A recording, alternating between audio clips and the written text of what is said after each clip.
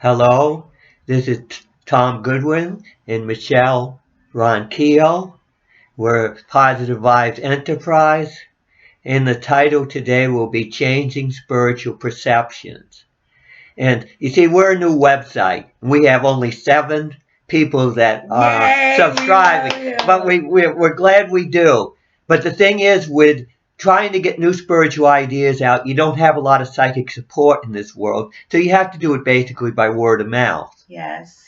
So, because people may not realize it, but when you're dealing with something that's been around for a long time, some religious or spiritual ideas, a belief system or ideology that's been around for a long time, and a lot of people believe in it, it actually has a lot of psychic support in the world. Yes. Meaning you can tune into it intuitively very readily. So a lot of times people say, oh, this just came to me, or this came to me. Well, the stuff that's more likely to come to you is the kind of stuff that already has a lot of psychic support. Because you see, it's sort of like telepathy, but the telepathy is in the direction that the ideas are circulating in this world. So they have impact, and they're a lot more easily accessible than something that isn't circulating. I mean, it makes a lot of sense, but a lot of people don't think about that. But when you're a pioneer like me and you're developing new spiritual ideas, you think about it because you find you start presenting those spiritual ideas, and then people don't automatically feel familiar with them, and a lot of people will say, "Oh, that's too much for me. I can't handle this." But I mean, growth is there's always a certain amount of discomfort with growth, and you have to get outside your comfort zone. You have to be willing to explore. Yes. And there's a certain type of people that will explore. And in the unknown, people in today's world are nervous and afraid to get into the unknown, and that's what we want to break. New things, new changes. Be okay with being into the unknown. Be okay with be spontaneous and going with the spiritual idea. It is all about trial and error, and developing things of new is unknown. It is foreign and unfamiliar, but once you get into the groove and the spiritual know-how of the new habit or new spiritual thought perception, then you get familiarized, and then it gets built as that fast speed of lightning spiritual energy that can literally manifest things. So new ideas, spiritual ideas of the type that really make a difference are ones that are developed by trial and error. And that's rather important because so many people think, oh, I just go in a particular state and all of a sudden, zap, I'm going to get it. Right. And what you're going to get in zap, as I say, are the ideas that are already circulating. You're not going to get anything new that way. Yeah, in order to get something new, you have to be creative, and the creative process is trial and error. You try this, you try that, you throw all these things out, and some things will work better than others, and you stay with them, and then you try even more things. You keep moving, and a lot of the trial and error is finding out what doesn't work. And that's so you have more mistakes or things that aren't quite good enough. And so that's the process you have to go through. And then also you notice that when you get to something that you're trying out and it works for you, then you'll see another area where you can improve this, and then it leads to something else, and it is a full spectrum of new openings for your techniques. That's because spiritual is a holistic thing. It's sort of like a whole picture. You have to be able to cover everything all together. So the spiritual does deal with a complete vision, and that's another reason why it's very hard to get new ideas out, new spiritual visions or ideas out, is because the complete picture isn't there. So you tell them one thing, and then they'll say, what about this? What about that? What about that? And there'll be all these other things. So you have to keep jumping and covering more and more and more and more, and it becomes it's not an easy job to get a new spiritual vision out because you have to give a complete picture. It's not like you can just give one portion of it or something simple. You have to put the whole thing out.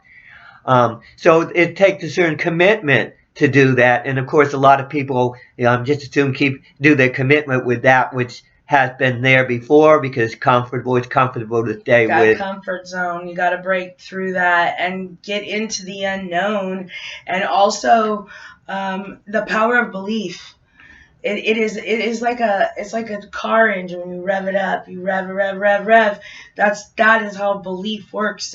It just literally is like that ball of momentum that needs to keep going, keep pushing into trial and error, and confidence, belief that you are manifesting new ideas and perceptions for this world to change.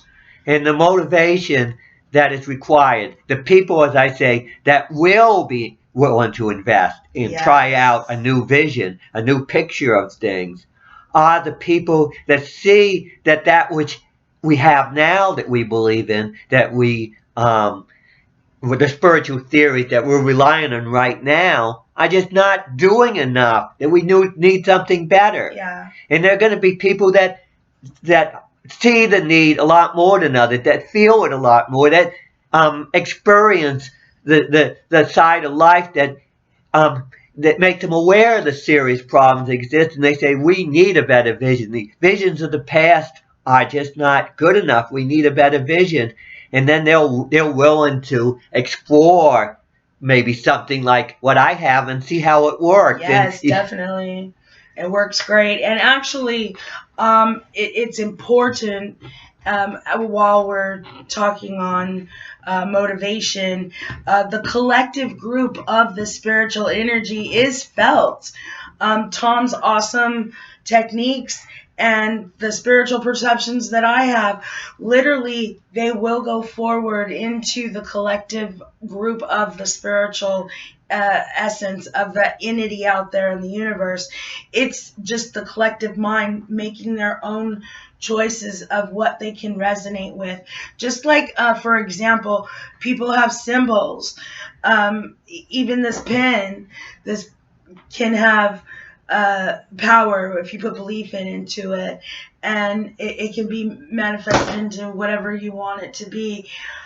So when you're going forward in these new pioneer type of ideas and changing perceptions, remember reality-based things that you put your energies to.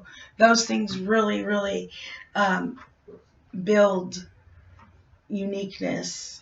And what happens spiritually is, if you believe something, an image or theory or whatever, it becomes alive spiritually. So if you have a certain image of God or a certain image of angels or whatever, it becomes alive when a number of people believe in it. It becomes alive. Yes, in other words, I believe in fairies. In other words, what people put passion into spiritually becomes alive. That doesn't mean that it worked perfectly or worked out wonderful. You can say it's like a form of technology. It is a tool. It is a tool that we use. It's a tool. It's a type of technology that functions to the benefit to a certain degree. Now, you could say you develop a new spiritual theory. You're sending out a new belief system, and you're sending out new images out there. So it's like you're developing a new technology. And then that new technology doesn't necessarily replace the old technology, because a lot of the old technology, the old spiritual images or whatever, are very valuable, and they're already here, and there tends to be a long shelf life of things in the spiritual. So you can't replace things that quickly. The spiritual does not work as fast as science. So you have to be willing to, you could say that a lot of religions have taken from previous belief systems and added to theirs because it works better that way. You might as well use the old technology, spiritual technology, so to speak, as an analogy, and then add new technology to the situation, and have a gradual evolution take place in that area. new jump out the box and create your own spiritual reality and tools and techniques that help you get through the tough spiritual things in this world and to make a difference. We all need each and every unique spiritual perceptions to make this new world really um, change into the spiritual understanding of what we're trying to do here. And one of the main things we need is a lot of word of mouth. We need people to see what we have, check it out, find it has value, and then get enthusiastic about it and tell people. And a lot of times it might be good to tell people in other countries than the United States, because a lot of times people in other countries are more open than what you call the most powerful country in the world. Yeah. You get a certain ego when you're the most powerful country in the world, and there are countries in which people don't get affected by that type of situation of their country being so powerful, so that they have a more open attitude. So I do expect a certain amount of people in this country to be open, but I really think that in other parts of the world there's going to even be more openness. Yeah, well, the teachers, it's all about teaching and learning. Student, teacher. That's how we evolve. The open mindedness to be with no ego, to let in new spiritual perceptions, make us grow, make us understand that, oh, well, let's evolve with the changing of the spiritual energies that are around us in the world. So we welcome everybody that understands and supports this movement and spread and share and want the like-mindedness of others to join in this new challenging spiritual new ways of daily walking in the positive lights and the reality-based sense that you too make a difference. And I think the reason, like when I was talking about us being in the most powerful country, we're in the United States. We're broadcasting from the United States. Yay. And I think the reason why I developed my spiritual ideas in the United States is because it's almost like you have to have an example of the spiritual problems exaggerated because you're in a powerful country. And so therefore I think that helped me to understand the problems of the world more by living in this country. I agree too. It has made me stronger out there in the streets of San Bernardino. God bless San Bernardino, California.